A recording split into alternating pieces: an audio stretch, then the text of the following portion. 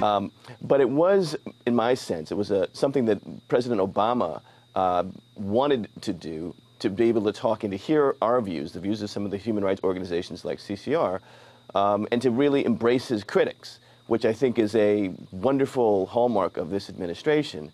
The problem is that he goes out the next day and he has a speech in which he not only embraces the opposition, meaning George Bush's policies, but then he comes out with things that even George Bush didn't come out with, like preventive detention.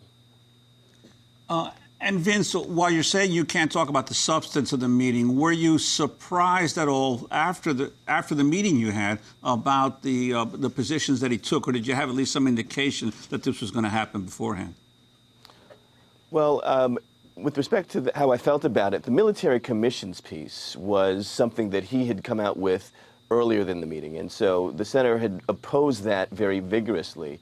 You know, putting a few due process protections on an old George Bush policy is like rehabbing a house on a toxic waste site. You know, it really didn't make a whole lot of difference, and you can't make the military commissions better. What was very surprising was to hear President Obama talk about what he called prolonged detention, but what I think we can all safely say is preventive detention moving forward. The idea of detaining people not because they've committed a crime, but because of their general dangerousness or that they may commit a crime in the future. That's something that the documents that President Obama was standing in front of, particularly the Bill of Rights and the Constitution, simply doesn't permit.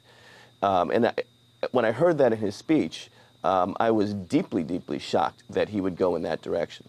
Had he told you that the day before?